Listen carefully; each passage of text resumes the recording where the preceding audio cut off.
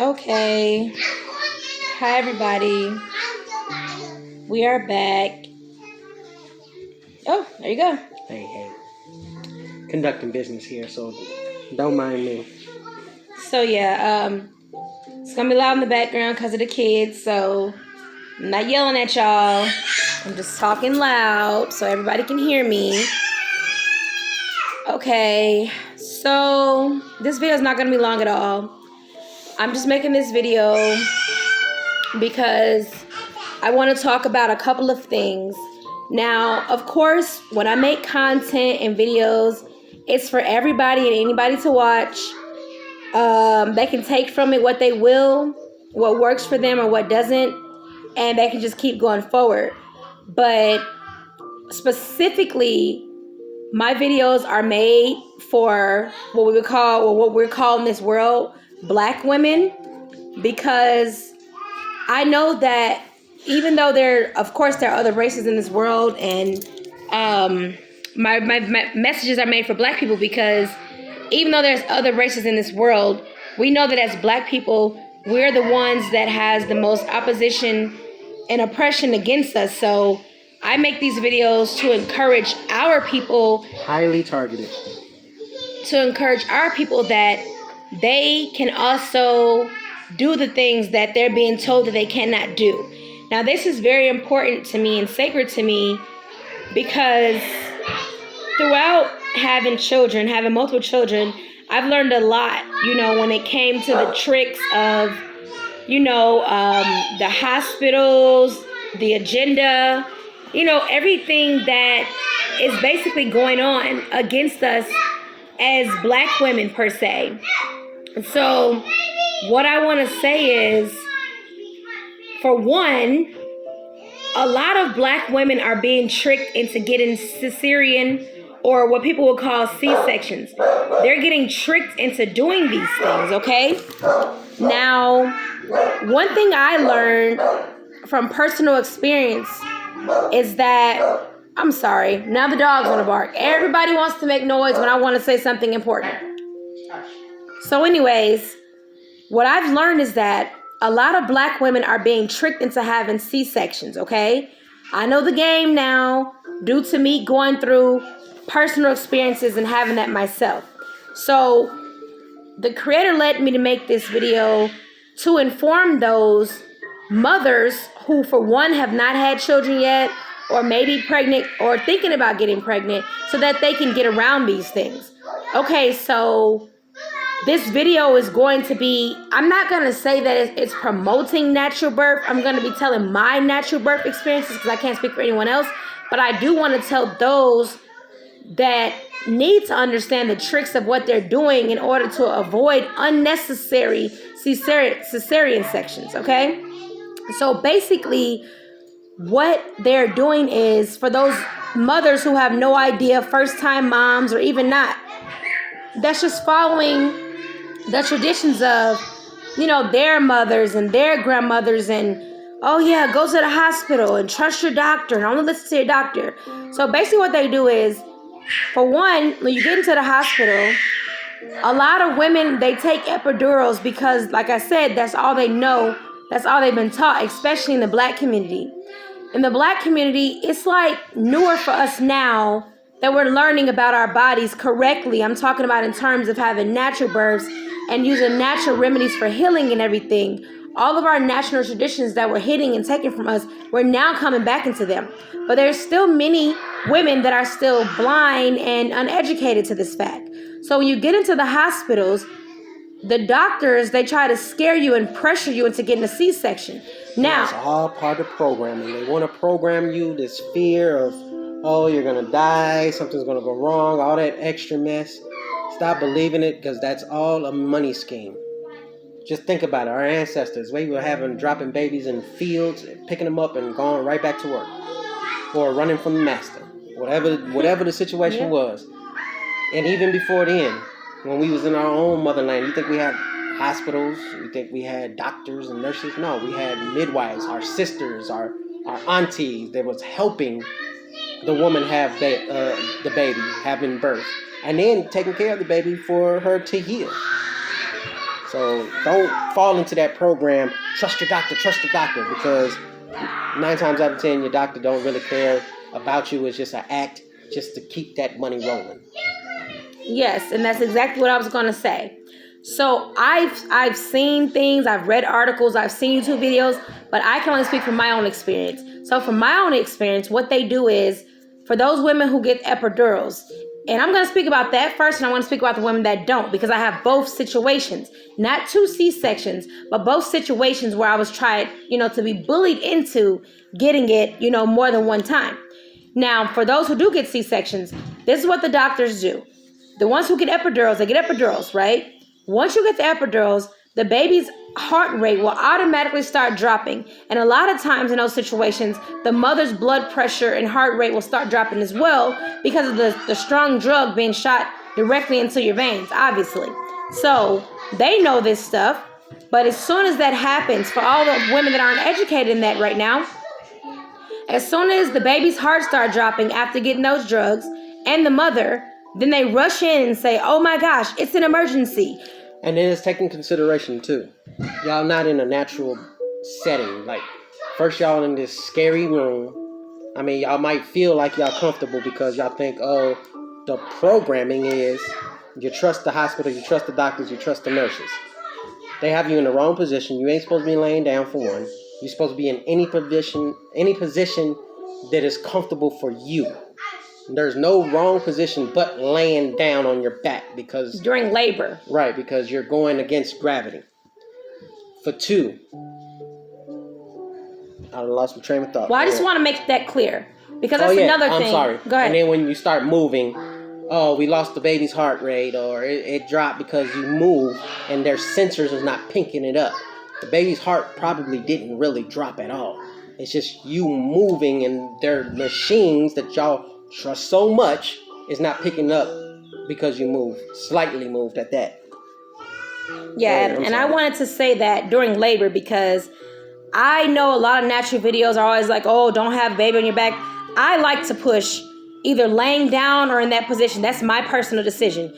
But during labor, when you're laboring, when the baby's still coming down, yes, at that point, that's what I meant. It's best for you to be on your ball, walking around, squatting, if you have a bar, if you have a chair, because if you lay down during labor, I'm talking about while those contractions are coming back to back, then it's gonna, goes against gravity. It's gonna slow down the process. That's another trick they do. So like my husband was saying, either the heart rate's not really dropping, it's just you moving around, they can't catch it with their little machines, or it really is getting lower because of just think about it. If you're a baby or even a regular person, you're going to be high. The mother is high without knowing it from that stuff getting shot into something. The baby's going to be high. So of course the baby's heart is going to slow down because now it's high. At first it was pumping because of the contractions. It's trying to push its way out. And then now it's just got some drugs. Of course it's going to settle down. Of course it's going to go slower. Don't let them pump you with that, what's it called, babe? Lactocin or whatever it's called. Oh, yeah. The Pitocin. Which are the synthetic, unnatural, fake contractions. And that goes against nature. Because one thing I know for a fact is when you have birth, the Creator will assist you through such. Like in my labors, the Creator will definitely give me breaks. Like I'll have contractions, and then I'll have breaks, and then I'll have time to, regather myself because I'll have those breaks in between. And that's your body naturally doing it for itself. When you're pumping that medicine in you, it's okay. It's like this: if your body's saying have a contraction for 5 minutes, Pitocin is telling you to have a contraction for 10 minutes. Or if it's saying rest for 5 minutes, Pitocin is telling you, no, do it now. So right, it's unnatural. So you're not the baby's. To be honest, I do believe the baby's heart rate is dropping when you have Pitocin because, like my husband was saying, it's unnatural. Only the Creator can know for each individual mother and baby how much that woman can take at that time. Because who else can see what's going on inside besides the Creator? So when they give this Pitocin, it's made to just go on a timer on the machine. Not on the woman's body, not on the baby's breathing, not if the baby's in distress. It's just hurry up, hurry up, hurry up, hurry up and get out. Hurry up, hurry up, hurry up. So it's causing distress on the baby, and it also is causing distress on the mother. So yes, that is why when they run in and say, oh my goodness, it's an emergency, you need a C-section, because now they probably did create an emergency because they're making this baby become stressed as well as the mother because they're doing something that's unnatural. And even with the epidural, again, you're sticking some dope in pretty much, you're sticking it in your veins directly to you and your baby. So of course the heart rate's gonna drop, the mother's gonna throw up, things like that. And then they're gonna say, emergency C-section. Another way that they try to bully you into a C-section. It don't help that you got them bells and whistles going off like it's such an emergency when they run in there all panically and then they already suiting up like, oh no, we gotta go now. So it pushes you to think, oh yeah, they're telling the truth. When really they're not. It's a scheme, man. I'm trying to tell you. Definitely. And I'm sorry, I lost my train of thought. But what I was gonna say was, another way they bully you into getting a C-section is, with one of my pregnancies, my water had broke naturally. My water broke naturally, I want to say with every pregnancy. And then the one where they tried to do the whole emergency C-section, they were like, oh, you have a bulging bag and you need help, or this is that is going to happen. But every child I've had before and after, my water has always broken its own, okay? So another way they try to rush you and try to trick you into a C-section is they look at a clock. They put every woman in the same category, and they said, your baby's not out by this time. Something's wrong with you. Something's wrong with the baby, and you need help. It's now you got to get a C-section. Not true. As we know, when we were all created differently. So again, we all are born at appointed times. Our birthdays matter. The days we are born matter. The time we're born matter. All that stuff matters. So if the baby's not coming at exactly 8 hours like they wanted, that's not when it was time for that baby to come. That's not that baby's birthday. Okay? Another lie that they tell you, oh man, your water is broke, or we broke your water, we gotta hurry up and get the baby out. It's interesting they say that because even if you go online and do a little bit of reading, they say after that water breaks, that baby can stand there between 24 and 48 hours. Okay? But see, when you're in the hospital, like my husband was saying, it's not comfortable. You got those bright lights on you. It's freezing cold. You got nurses running in and out. You got student nurses running in and out. You got different doctors, different shifts swinging in and out. So one doctor tells you one thing, another doctor tells you another thing. The nurses are going home and changing shifts. You can't eat. You can't drink water. Attention to the little things they say. They try to be subtle about it, but it's a trick of fear. Like, oh, what blood type you is? Just in case you need a C-section, you might need, a blood transfusion because you might lose too much blood, or little tricks like that. So basically, I like I said, I can't speak about other races, but for black women, another one. I'm sorry, because they do this one a lot. Oh, do you want the epidural? Because if you don't get it after a certain time, you ain't gonna be able to have a C-section, and that can cause you and death for you and the baby. So Watch what they say, man. Because it's like from the moment you come in there, if you pay attention, they're already prepping you to have a C-section. Because I noticed that, and mind you, I don't go to hospitals anymore. I'm talking about in the past, my older children. They would tell me when I first came in there, oh, take my piercings off. And I'm like, why? And they're like, oh, well, in case you need an emergency surgery. Then they're like, oh. There's another one. Sign all these forms and sign all these papers, and do we have permission to give you a blood transfusion, or write down all your emergency contacts? It's like they're already prepping us when we come in there for C-sections. Okay, they're telling you can't eat. So what I'm trying to say is, for those who say, well, I had an emergency C-section and I wouldn't have made it if I didn't do this, or my baby wouldn't have made it, that very well may be true. But let me tell you why. Like we just said a few minutes ago, they're causing a stressful environment. They're causing stress. They're running in every few minutes. Oh, the monitor, your heart's not going right. Oh, your water ain't broke yet. Oh, you've been sitting here all this time. So now you're distressed. Now you have fear. Now you have anxiety. Now you have doubt. And when you have fear, anxiety, doubt, discomfort, then your body naturally starts to shut down. Just think about if you're outside and you think somebody's chasing you, or somebody's after you, or you're in a situation where you get a bad feeling. Naturally, your senses, everything you kind of get crippled in fear when something bad happens, or you think something's going to happen. So by them putting all this negativity into your brain, you're automatically in defense mode. You're in fight or flight mode. So you're not in relaxation mode. You're not in, let me relax and let me breathe my baby out and let me push and let me walk around. You're not at home, in like your nice robe or favorite dress or favorite outfit, whatever it is that you felt comfortable laboring in. You're in this uncomfortable, cold gown, cold environment. And then now... And let's not forget, all that stuff that you're going through, the baby is also going through it too. Right. And I don't know what's going on now in the hospitals, but back then or whatever, as far as this COVID situation, it's like a lot of times, you're in there by yourself. Or you may have one person and then the rest of your family can't come. So whatever comfort zone that you had before when you were giving birth, or whatever you had planned for your first baby or whatever it was, that's already anxiety right there. Because now you're worried about, oh, my husband's not going to be here. My mom is not going to be here. My sister, whoever you plan to be here, my daughter, my son. So now that's even more stress. So I just wanted to give that little basis to say that. Now, moving right along. Another thing I want to say is that fear of them telling you if you have a C-section. I've been hearing this since I was a little girl from my mother, my aunties, grandmas, everybody. If you have a C-section, you're automatically X'd out. You can never have a vaginal birth. It's over. It's no way. It's impossible. So I didn't know that it was at all possible, okay? When you go to these doctors, again, I don't know what they telling other races, but I'm talking about black women. This is what they telling black women. This is what they told me. Oh, it's so many risks. Oh, you can die. Oh, this can happen. Oh, that can happen. Oh, this can happen. No positivity, no encouragement, no try it out. Even when you get in the hospital, no, let's walk the baby around. Let's get on your ball. It's no, lay on your back and get plugged up to these machines because we got to see what's going on. Okay?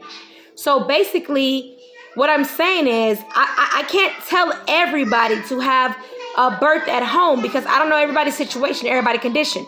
But if you're somebody who the Creator has been speaking to, telling you, I want you to have your baby at home.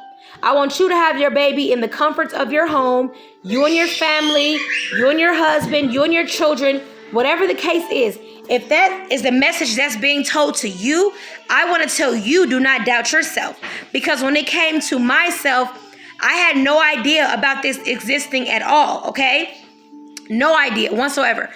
All I did was, I started hearing and feeling like that's what I was led to do. Literally at the last minute before having, one of our children.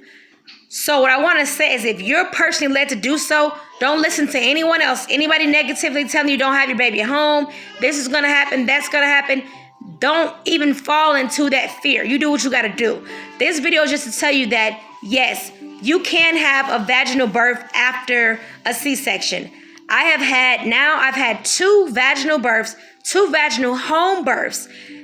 Home births with only my husband and I, no one else, after a C-section. Shortly after. And let's mind you, we're not pushing anything.